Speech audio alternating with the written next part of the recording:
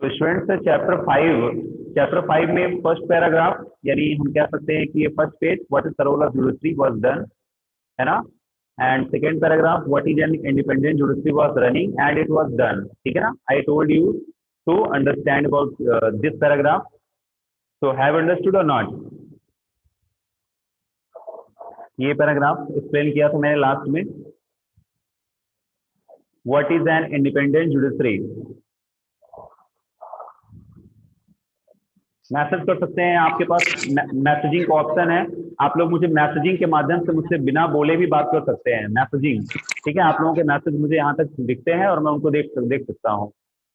तो मुझे ये बता सकते हैं आप लोग, पहले मुझे डायरेक्टली बोलकर बता दीजिए कि ये आप लोगों को समझ में आया था। हेडिंग थी what is an independent judiciary.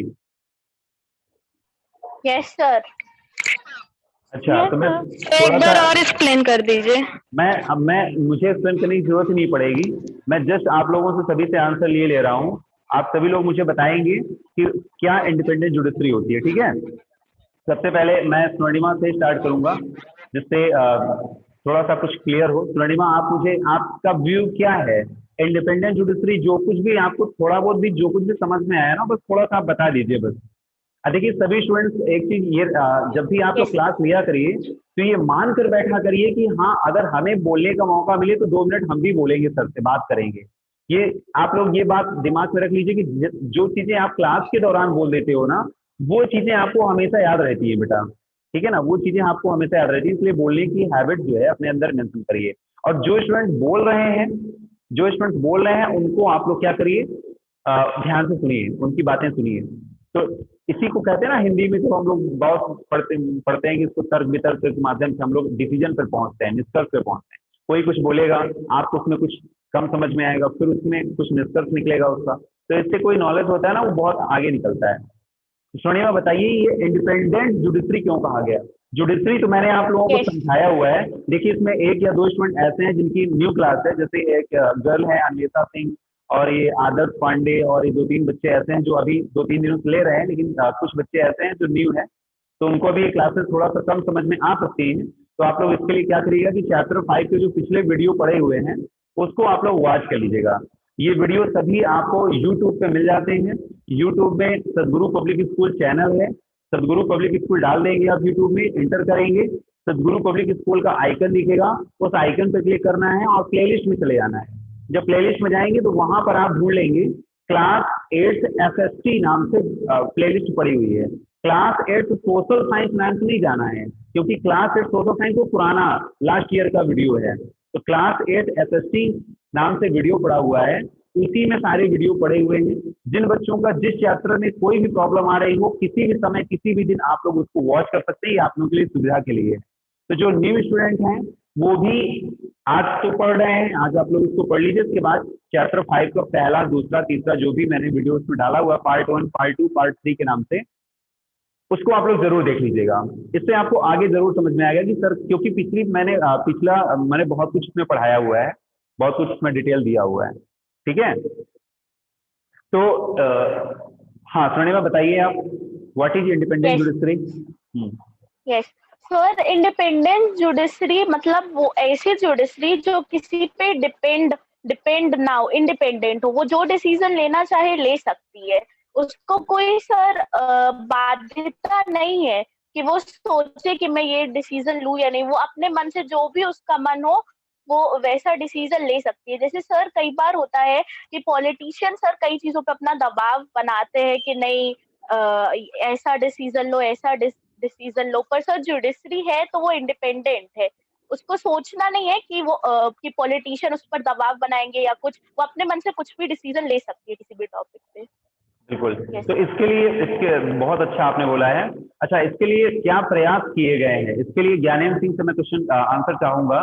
Gyanendra, आप ये बताइए कि ये जो स्वर्णिमा ने बताया कि पॉलिटिशियंस का कोई दबाव नहीं होता है, बिना पॉलिटिशियन के दबाव के या बिना किसी अनदर प्रेशर के, जो हमारी जुडिशरी है, सिस्टम है, देश की जो जुडिशरी सिस्टम है, न्यायपालिका है, और जुडिशरी सिस्टम में मैंने क्या बताया था, जैसे आपका सबसे ऊपर लेवल पे सुप्रीम कोर्ट है, सबसे ऊपर लेवल पर आपका सुप्रीम कोर्ट है, स्टेट लेवल में आपका हाई कोर्ट है, और डिस्ट्रिक्ट लेवल में आपका डिस्ट्रिक्ट कोर्ट है या सेशन कोर्ट है, ये सारे कोर्ट आते हैं। तो ये बताइए, ये जो कोर्ट्स है, ये कोर्ट्स का जो सिस्टम है, इन्हीं को तो हम जुडिशरी बोल रहे हैं ना। तो आप हमें ये बताइए यस ज्ञानेंद्र सिंह कि यहाँ पर बैठने वाले जो जज हैं, इन्हीं इन्हीं की बात कर रहे हैं, जजेस की ही बात कर रहे हैं। सीधे सीधे तौर पर अगर समझा जाए तो हम बार बार जुडिशरी बोल रहे हैं, तो जुडिशरी का सीधा सीधा मतलब जजों से है।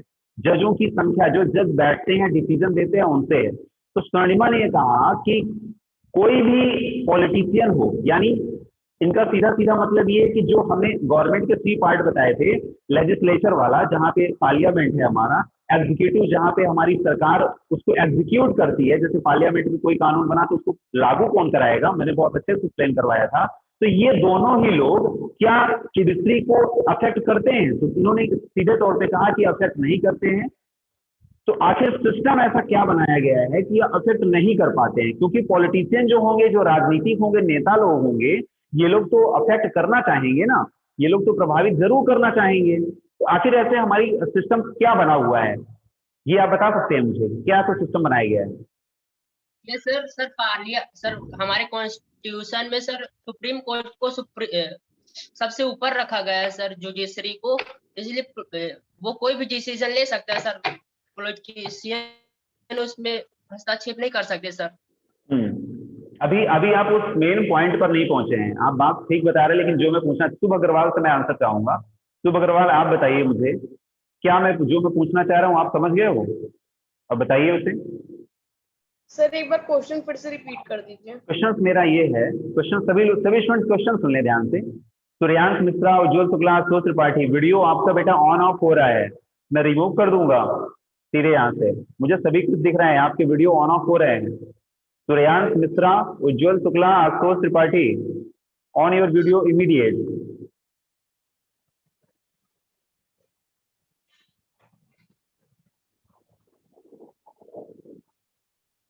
Ashutosh Tripathi, Suryansh Mishra, very good. Suryansh, video on off मत करिए। आप लोग जब इधर उधर मोबाइल पे कुछ इधर उधर देखना शुरू करते हैं ना, यहाँ वीडियो ऑफ हो जाता है हमारे स्क्रीन पर। इसलिए केवल आप हमारे सामने रहिए और आप मुझे देखिए बस। केवल मेरा और आपका कांटेक्ट होना चाहिए बीच में। आशुतोष त्रिपाठी, आपको शायद आवाज नहीं आई है। आशुतोष त्रिपाठी,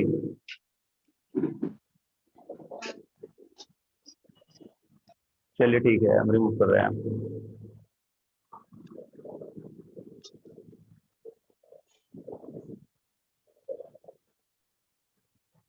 हाँ शुभ अग्रवाल, मेरा क्वेश्चन ये था, मेरा क्वेश्चन सभी लोग फिर से सुन लें। मेरा क्वेश्चन ये था कि आखिर ऐसा क्या सिस्टम बनाया गया हमारी कंट्री में, हमारे देश में, कि जुडिशरी सेपरेट है। जो जुडिशरी को पॉलिटिशियन अफेक्ट तो करना चाहते हैं लेकिन कर नहीं पा रहे हैं।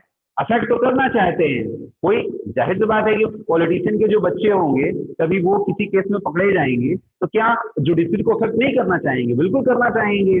पॉलिटिशियन की कोई फैमिली का कोई मेंबर होगा, अगर वो कभी कोई क्राइम करता है और वो जुडिशरी उसको जुडिशरी के कंट्रोल में आ जाता है कि अब वो वहां पर उसका मामला चल रहा है, तो ये बताइए वो अफेक्ट करना चाह रहे हैं बट नहीं कर सकते, तो आखिर क्यों नहीं कर सकते?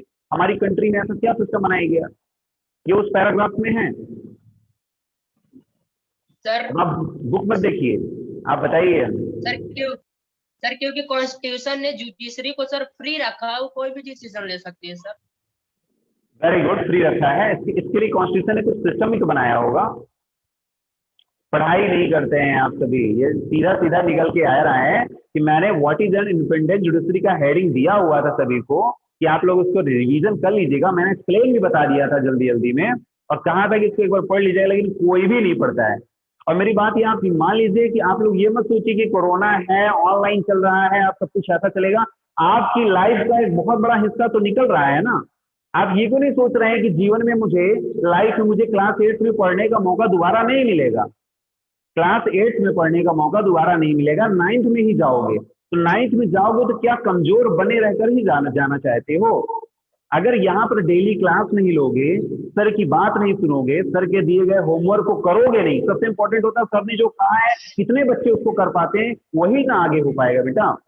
भीड़ तो बहुत ज्यादा है भारत में, बहुत जनसंख्या है, बहुत पॉपुलेशन है, सब लोग पढ़ते हैं, अच्छे स्कूल में पढ़ते हैं, लेकिन आगे वही निकलता है जो डेली का डेली होमवर्क कंप्लीट करता है। मैंने रीडिंग के लिए कहा, रीडिंग ही नहीं कर पा रहे हो, तो उसको एक बार देखना था ना, समझना था ना। इसीलिए मैंने आज सोचा कि थोड़ा सा आप लोगों से टॉकिंग किया जाए, बातचीत किया जाए, जिससे कुछ मुझे समझ में आए कि आप लोग कितनी पढ़ाई कर रहे हो। तो निकल के रिजल्ट ये निकल के आ रहा है कि आप लोगों की पढ़ाई बिल्कुल स्लो चल रही है, बिल्कुल स्लो चल रही है, ना के बराबर चल रही है। देखिए अब सभी लोग ध्यान से सुनिए, सभी लोग ध्यान सुनिए। क्वेश्चन 2 3 लोगों से भी ले सकता हूँ, क्योंकि सर एक बाकी टाइम इतना नहीं हो पाएगा कि हम सभी से क्वेश्चन ले पाए। सभी स्टूडेंट जो भी है, मैं बाकी सभी से कभी ना कभी कोई ना कोई क्वेश्चन लूंगा। देखिए मेरे कहने का मतलब ये था, जो मैंने क्वेश्चन पूछा उसका सीधा आंसर ये है कि जजेस का जो अपॉइंटमेंट है, जो जजेस बैठते हैं उनका जो अपॉइंटमेंट है, नियुक्ति है, उसको दूर रखा गया है। उसको क्या रखा गया है? दूर रखा गया है। किससे? एग्जीक्यूटिव से।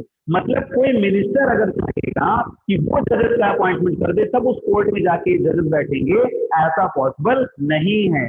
जजेस अपनी योग्यता के बल पर, अपनी पढ़ाई के बल पर, मेहनत के बल पर आगे आते हैं। उनका एक्सपीरियंस जब होता है, जजेस का जब अपॉइंटमेंट हम पढ़ते हैं ना, तो पढ़ते हैं कि जजेस कैसे, उसमें जब हम हाई कोर्ट की जज की बात करते हैं तो हम कहते हैं कि उनके पास लगभग 10 ईयर्स वो लॉयर रहा हो, पहले 10 ईयर्स लॉयर रहा हो, LLB की जो पढ़ाई है वो तो किया ही हो, साथ ही उसके पास अनुभव हो, एक्सपीरियंस हो, तब जाके वो कहीं ना कहीं जजेस की पोस्ट पे बैठते हैं।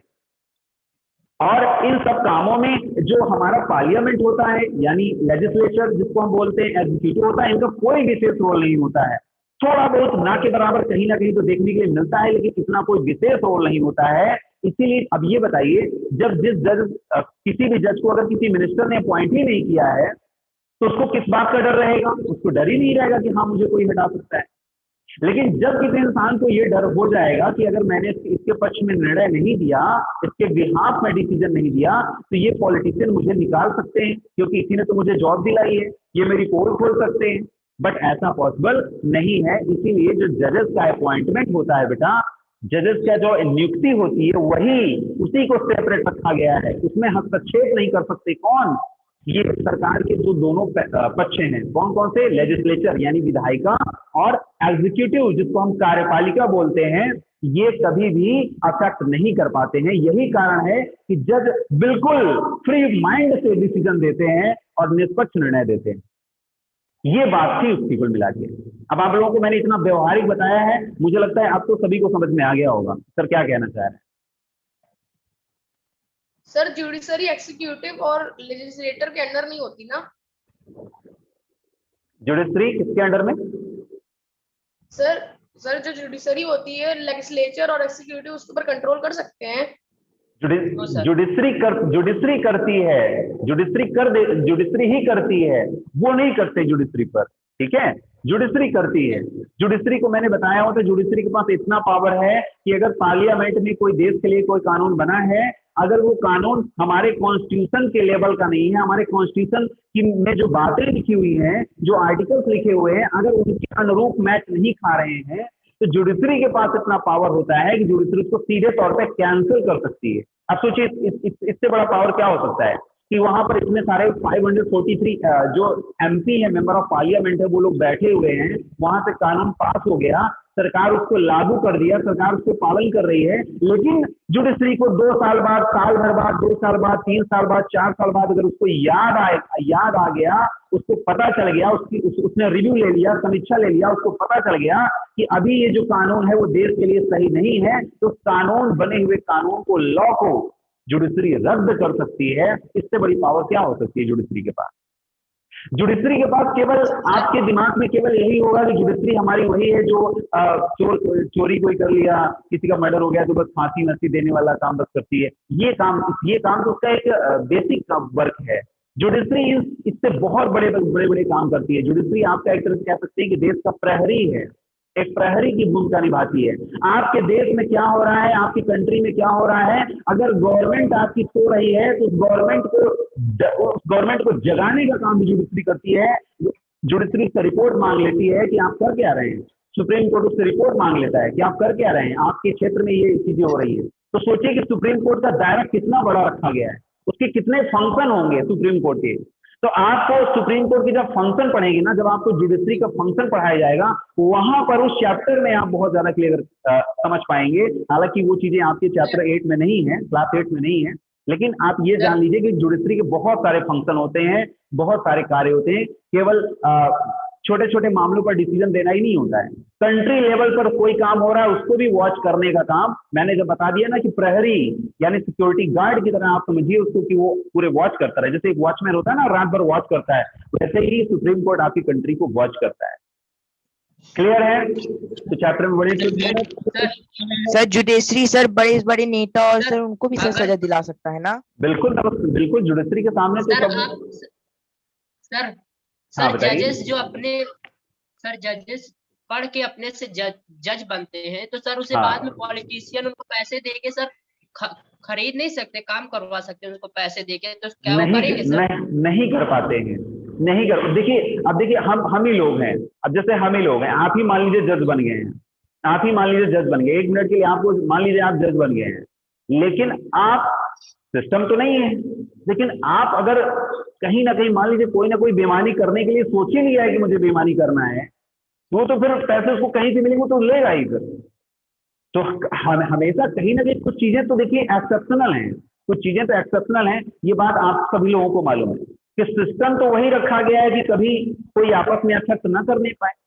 सिस्टम तो वही, जजेस की जो सैलरी है वो भी बहुत अच्छी रखी गई है, इतना पैसा उनको पहले से दिया जाता है, सुविधाएं दी जाती है कि उनको इस चीज की जरूरत ही नहीं पड़ती। लेकिन उसके बावजूद भी अगर उनमें से 1-2 लोग बेईमान निकल गए, उसमें आप नहीं रोक सकते, ना हम रोक सकते हैं, ना कोई सिस्टम रोक सकता है।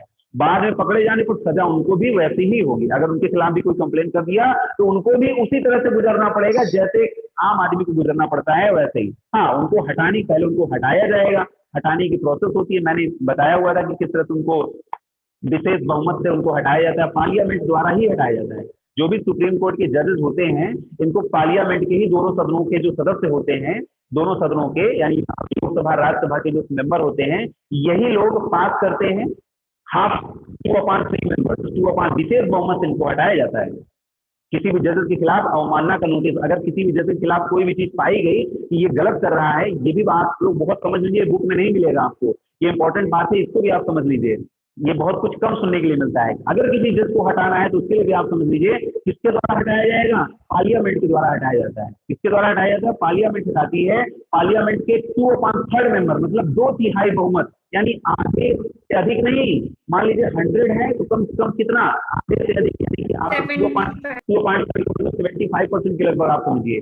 इतने लोग जब वहां पर उपस्थित, जो लोग उपस्थित हैं वहां पर, अब ऐसा नहीं कि कुछ लोग पार्लियामेंट में हमेशा सभी मेंबर मौजूद नहीं रहते हैं कि सभी मेंबर मौजूद रहें, उपस्थित हमेशा बात की जाती है कि जितने लोग वहां पर मौजूद हैं उनका 2/3 मेंबर लोकसभा से पास करेंगे, फिर उसके बाद राज्यसभा में, जैसे ही राज्यसभा में पास हो जाएगा उसी दिन से वो जज की कुर्सी खा लेगी। जज को कह दिया जाएगा भैया आप घर में बैठिए, वहीं पैसे लीजिए आप, ठीक है। तो जजेस के लिए भी है, किसी के लिए बचाव नहीं है, किसी के लिए बचाव नहीं है, किसी को भी यहाँ पर हटा, और जब उसको हटा दिया जाएगा फिर उसके बाद उसके ऊपर वही कार्रवाई होगी। जब वो एक आम इंसान बन गया है ना, फिर उसके ऊपर वही कार्रवाई होगी जो एक आम आदमी के लिए होती है, ठीक है। तो ये बातें हैं। तो लेकिन ऐसा रेयर केस में, ऐसा रेयर केस में होता है, बहुत ही रेयर केस में, मैंने बताया ना एक्सेप्शनल कुछ चीजें होती हैं। लेकिन हमें पढ़ाई करनी है, हमें पहले कॉन्सेप्ट तैयार करना है, हमें तैयारी करनी है, हमें समझना है। तो अभी हम लोग पहले एक पॉजिटिव पहलू पर जाएंगे कि ऐसा नहीं होता है, ये मानकर चलेंगे, ठीक है। थोड़ी छोटी मोटी चीजें कहीं ना कहीं दिखाई देती हैं, वो एक एक्सेप्शनल है, उसको मैंने आपको बता दिया है। क्लियर है? सर जुडिशियरी प्रेसिडेंट बनते कैसे हैं? यस, सर जज बनते कैसे हैं? वो जज बनने वाला अपॉइंटमेंट वाला वो चैप्टर ही अलग है, प्रोसेस ही अलग है, उसमें उलझ जाएंगे तो फिर ये चैप्टर कैसे कंप्लीट करेंगे। मैंने एक लाइन में आपको बता दिया जज कैसे बनते हैं। उसके लिए आपको LLB कोर्स करिए, आप ग्रेजुएशन के बाद उसका कोर्स आता है बेटा, उसको कोर्स की जैसे आप लोग बाकी कोर्सेज करते हैं उसके लिए स्टार्टिंग से कोर्स होता है, एग्जाम्स क्वालिफाई करना होता है, उसके 2 प्रोसेस होते हैं। या तो आप डायरेक्ट हाई कोर्ट के लिए अप्लाई वहां कर पाते हैं, या तो फिर आप बेसिक से यहाँ पर चाहिए प्रमोट होके आप लोग बनते हैं धीरे धीरे। उसके लिए पढ़ाई होती है, अलग से उसकी कोर्सेज की पढ़ाई होती है, एक्सपीरियंस उसमें लगता है, एक्सपीरियंस चाहिए होता है कि आप वो एक अलग ही चैप्टर है, वो एक अलग ही बात है उसकी, ठीक है ना। लेकिन आप जैसे लोग ही जज बनते हैं, बस इतना समझ लीजिए आप, ठीक है। जज बनना बहुत बड़ी बात है। जज बनने के लिए पहले आप लोग अभी से जज करना शुरू करिए, अपनी बुक को जज करना शुरू करिए कि हमारी बुक में लिखा क्या है। अभी आप लोग अपनी बुक में क्या लिखा है उसको जज नहीं कर पा रहे हो, उसको नहीं पढ़ पा रहे हो, तो आगे जज कैसे बनोगे बताइए। लेकिन इतना मान लीजिए कि आप जैसे बच्चे ही जज बनते हैं, ठीक है, आप लोग अभी से सोच लोगे तो आप लोग भी वैसे ही पढ़ाई करोगे और आगे बन जाओगे। जज बनना तो अपने आप में बहुत बड़ी गौरव की बात है बेटा, देश का सबसे सर्वोच्च पद और प्रतिष्ठित पद माना जाता है, बहुत अच्छी पोस्ट होती है, सम्मानी पद होता है ना। ईश्वर तुल्य दर्जा दिया जाता है, ईश्वर के समान दर्जा दिया जाता है, क्योंकि वो निर्णय देता है, डिसीजन देता है। बहुत अच्छा पद होता है बेटा, ये बहुत अच्छी सुविधाएं मिलती हैं गवर्नमेंट की तरफ से।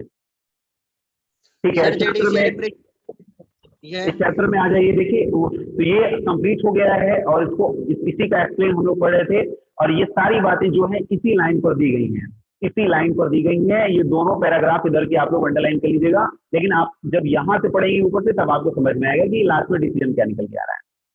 अब देखिए जो हमारी नेक्स्ट स्टडी थी वो है हमारी what is the structure of courts in India. ये सीधा सीधा ये बता रहा है कि भारत में कोर्ट्स का स्ट्रक्चर कैसा है, भारत में कोर्ट्स का स्ट्रक्चर कैसा है, ये बताया जा रहा है इसमें। ठीक है ना। तो आप लोग सभी को पता है कि मैंने आपको स्टार्टिंग में जिस दिन क्लास थी उसी दिन आप लोगों को समझाने की कोशिश किया था कि कोर्ट का स्ट्रक्चर कैसे है, उसी को हम लोग इसमें देख लेते हैं। देखिए there are 3 different level of court.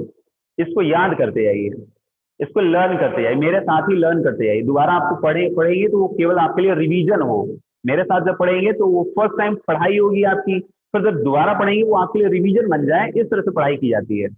तो 3 different level of court. Country में कितने लेवल ऑफ कोर्ट्स हैं? 3 हैं। अब देखिए पहला, there are several courts at a lower level. अब ये सबसे पहले की बात कर रहे हैं कि there are several courts on lower level. अगर हम लोअर लेवल की बात करें, सबसे निचले पायदान पे बात करें, निचले पायदान पे, तो वहां बहुत सारे होते हैं। देखिए ये हमारा क्या है, लोअर पोर्शन है, ये लोअर है, ये मीडियम की बात कर रहे हैं हम, मध्य में, और ये हमारा अपर है,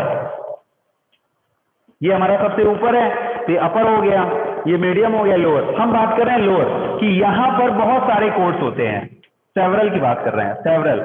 यहां जो कोर्ट्स होते हैं ना, कई सारे कोर्ट्स होते हैं और अलग अलग प्रकार के कोर्ट्स होते हैं, अलग अलग उद्देश्य के लिए बने होते हैं।